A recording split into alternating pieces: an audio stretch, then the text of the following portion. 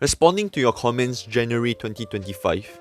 I was unsure whether to put all this under the Q&A video, but I think all these comments deserve another video on its own. I think it's good to separate the questions and comments into two videos such that I could encourage discussion online on Christianity, which is probably my main goal in making these videos. Again, I'm not sure if I would make this a monthly thing, we'll see how. In this video, I would like to talk about the many comments I got for my video titled Being a Christian in Singapore is Hard. This video got quite a lot of comments, some good, some bad. We'll look through a few of them now. I'll begin with the positive comments, then respond to the more critical comments. God bless, brother. I'm new to Christianity and perhaps that's why others' view on my beliefs don't really waver me. If God gave His only Son to this world, there's nothing else I need to fear. Plus, I'm grateful to be in this position to even be exposed and openly practicing Christianity. As you mentioned, Christianity is the most openly mocked religion in the whole world. Point out flaws in Islam or other religions and there will be hell to pay.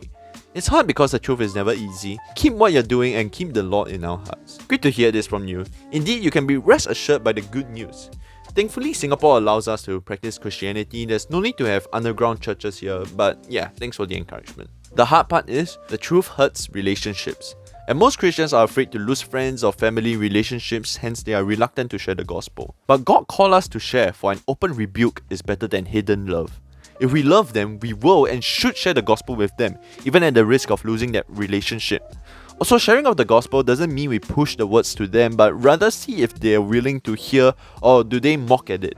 If they mock at it, we should stop and never share with them again until they show interest again or are pursuing the meaning of life or suffering. Yeah, this is great, man. Open rebuke is indeed better than hidden love.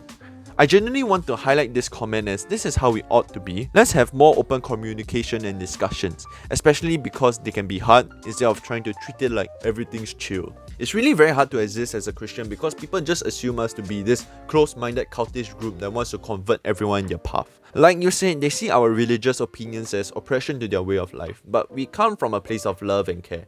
We don't show it enough and oftentimes we fail to represent anything close to what Christianity stands to represent. I don't blame them for feeling this way about us, but I hope they keep an open mind to us just as they keep an open mind to all other ways of life. If the other religions can be respected, why can't we be too?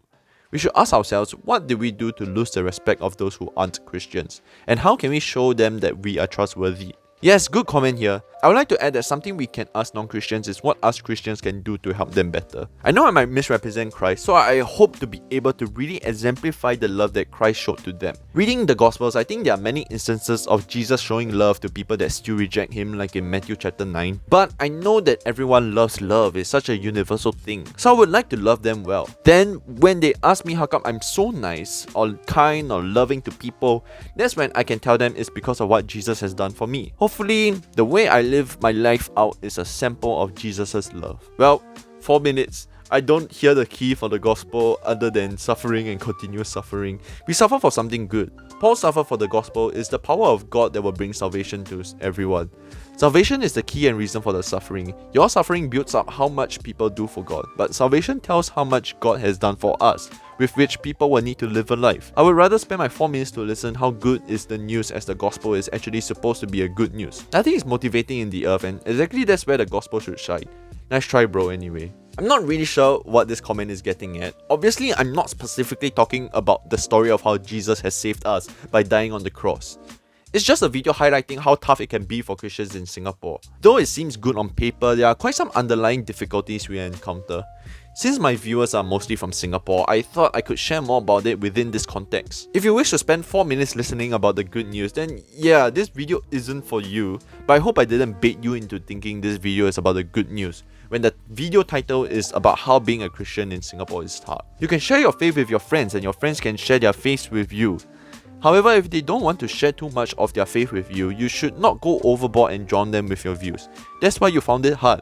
A little respect goes a long way. I agree with the first half of the comment. In 1 Peter chapter 3 verse 15, we are called to make a defense for our faith, yet do so with gentleness and respect.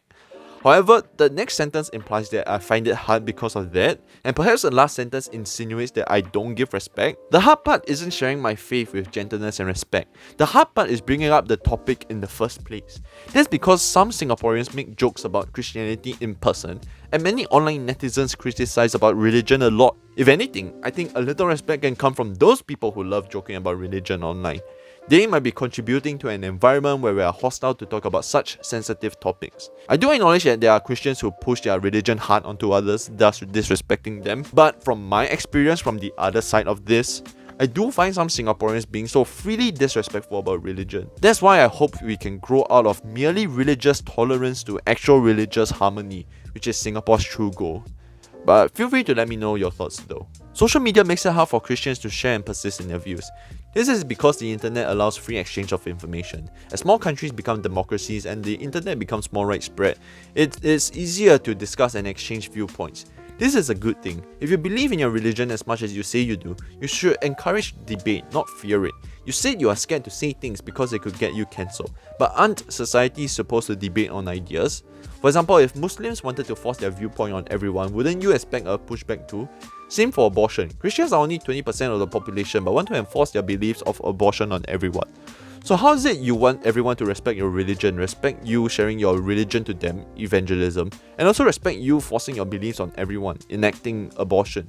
Respect is a two-way street. This comment says I should encourage debate and not fear it. And yes, I've been encouraging it as seen in my video titled Let's Talk About Religion. I'd rather get some discussion about Christianity going on in Singapore, since I don't really know any independent Singaporean YouTube channel talking about Christianity. I'm just saying that the currency of Singapore might make it tough for Christians to share their beliefs. They might rather hide it from others since Christianity is so openly mocked. I know how hard it is ever since I was in secondary school. I can only imagine how much harder it would be for the younger generation in this cancel culture. Anyways, for this commenter, fret not, I'm going to continue putting out more videos that will hopefully spark some discussion on Christianity, so stay tuned for that. Regarding the last part on abortion, hey, feel free to share the evidence that Christians enforce their beliefs of abortion in Singapore.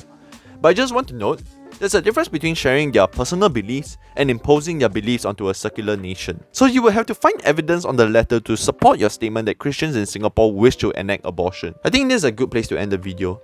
Keep the comments coming so that we can get some discussion about Christianity going on in Singapore. Subscribe for more videos and let me know your thoughts in the comments down below. Let us continue pursuing the truth as we are on the go for Jesus.